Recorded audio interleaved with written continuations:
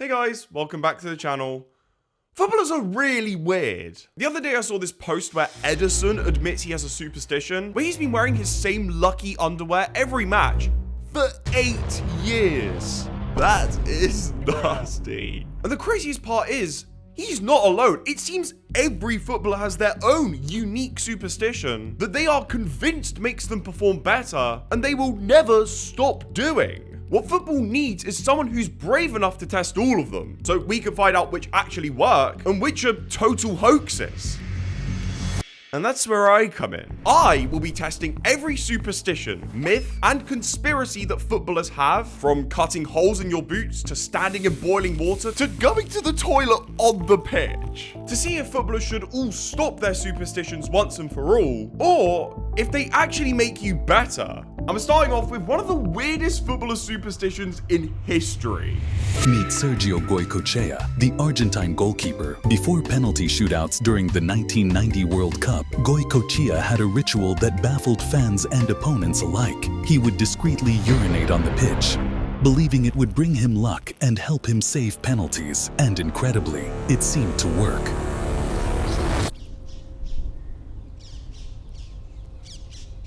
What? Obviously, there is no way that I'd ever be allowed to do this on a private pitch. That would get us kicked off immediately. So we're gonna have to resort to doing this one in public. Even so, if someone walks past while I'll have no explanation whatsoever. So before my friend could take some penalties, I snuck behind the goal. I'm all alone so the public is not disturbed. I've also got a bottle so nature does not get disturbed. Let's go and open the floodgates.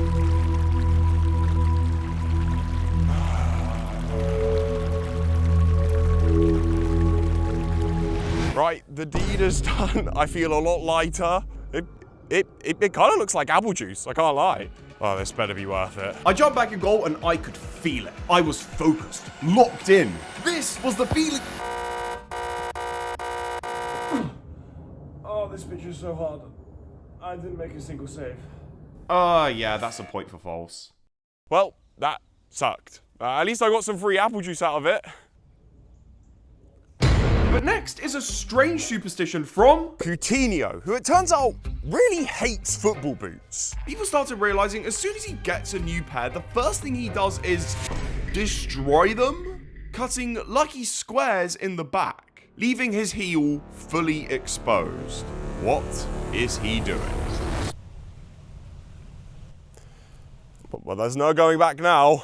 Cutting such big holes in boots is surprisingly harder than it looks. The heels are very tough. This must take Coutinho ages. But this actually needs to work. Otherwise, I've just ruined these permanently. Now, Coutinho does this because he believes that it makes his dribbling a lot quicker. So I attempted my own dribbling course, which I would time twice. First with uncut boots.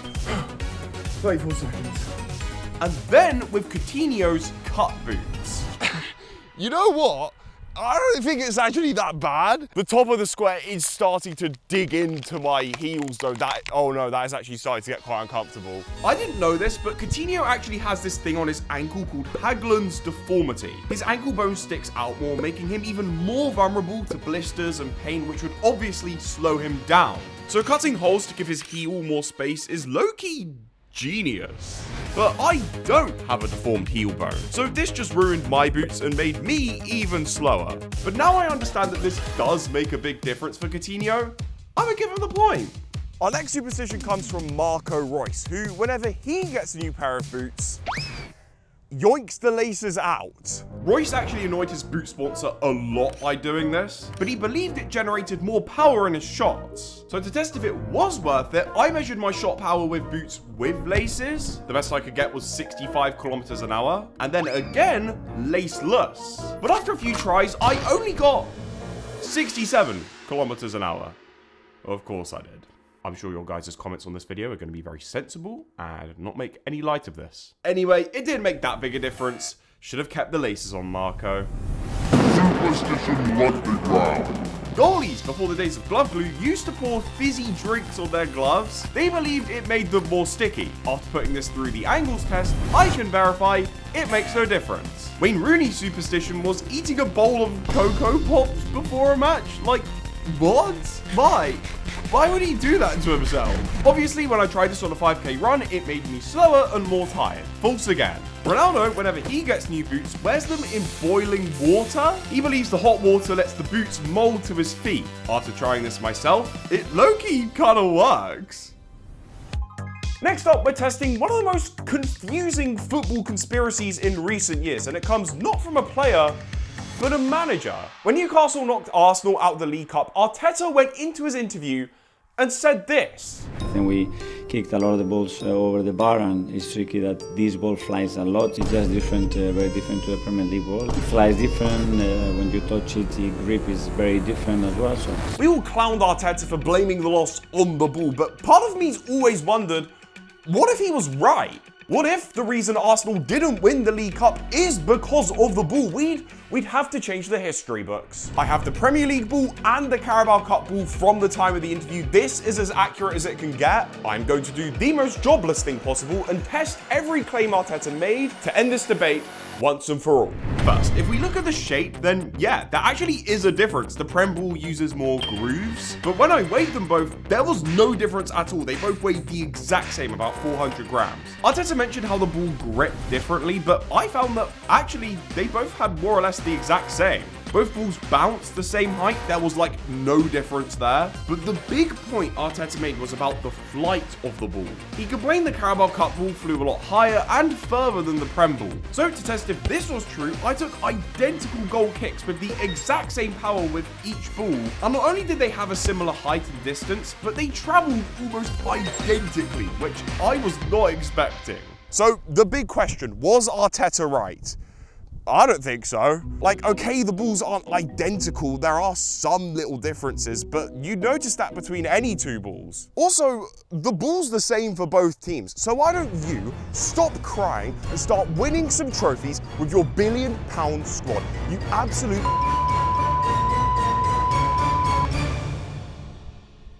It's not that big of a deal. I don't know why I'm getting so outraged by this. Now, there are an absolute ton of footballers who each have their own penalty superstitions. For instance, spinning the ball before placing it on the spot, blowing on your hands 3 times, taking 3 big steps for a run-up, not looking at the keeper until the whistle, and taking 20 tiny steps as a run-up. Doing all of these at once would create the super penalty, and surely turn me into a penalty... Bro, how does Pogba get any power behind those? Our next superstition is one that is actually very close to my heart. As we all know, I support Spurs. They sometimes make me lose the will to live. But our centre-back, Danso, does something that really annoys me. Every time we have a throw-in, he walks from the other side of the pitch, grabs his lucky towel, and spends ages drying the ball before he throws it, because he believes that that's the key to make him throw it far enough into the box. Bro, we're 2-0 down, it's the 85th minute, stop wasting time with your stupid towel drying the ball. I'm getting worked up again. Personally, I don't think that drying the ball should make you throw it that much further, but what if Danso is right? What if I'm the idiot? What if his lucky towel actually makes a difference? To test this was simple. First, I had to make my ball nice and wet. No, get your minds out the gutter, you filthy animals. Take a throw-in with the wet ball, making sure I edit a marker for where it lands, and then take another using the towel to make it dry. Oh my God. Oh my days. Oh no, that's actually gone way further. Well, Kevin Danso, keep on using your towel. For the next superstition, I had to go back to the Stone Age, aka 1990. During the World Cup that year, there was a record low for the number of goals scored. And strikers at the time conspired that it was because of how hard the World Cup ball felt to kick. The Etrusco Unico, what is widely believed to be the hardest, weirdest bouncing ball of all time. Personally, in my hands, it feels pretty normal. I think everyone was kind of overreacting about this one. Now, I had a few challenges planned for this ball, but as I was warming up, this happened.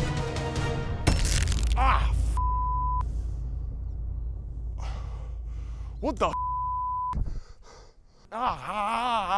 So yeah, strikers of 1990, this one is true.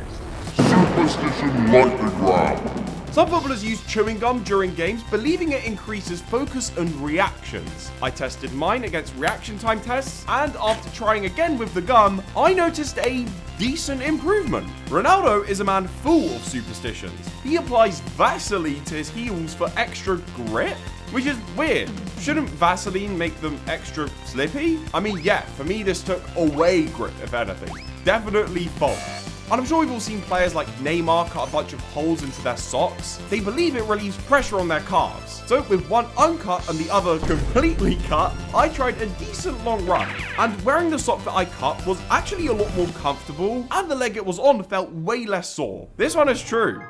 Now, by this point, my boots were so muddy and sweaty, they low-key needed to be put in a quarantine. So to fix that, I tested a bit of a different superstition. People used to say that if you literally stuff your stinky boots with lemon skin or tea bags, they'd soak all the bad smell out. So I tried one in each boot, and the next day, I came back to check if it had worked. Okay, so this left boot had the lemon skin in. Let's see if it's made any difference.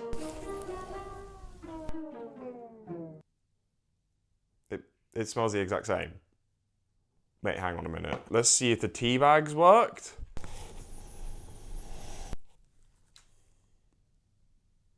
This smells the exact same again. I'm extremely confused right now because this one was meant to work. I think my feet smell so bad that they actually broke the superstition. Well, that's kind of depressing. Now, there is one footballer who you might have noticed I haven't mentioned at all yet in this video, Messi. I am currently on my way to go and test out his superstition. Messi actually plays with a lucky red ribbon tied around his ankle. So while I was recording a video for Sim's channel, I tied my own red ribbon around my ankle to see if the football gods would bless me with Messi's abilities. The reason Messi does this is a bit of a strange story. During the 2018 World Cup, it was given to him by the mother of a journalist for good luck. And 4 years later, Messi actually kept his promise, and you can see him wearing that same ribbon when he went and won it. I don't want to spoil what happened in Sim's video, but let's just say I felt some of that red ribbon luck wear off on me. Even though superstitions like these are mostly false, I kind of like the fact that footballers do them anyway. It's their way of acknowledging that no matter how good you are, there's always an element of luck in football. And that's what makes it so much fun. Apart from peeing on the pitch. That one's still really stupid. Well, Kings, thanks for watching the video. If you enjoyed, feel free to subscribe. Let's try and hit 350k. Right, I will see you in the next one.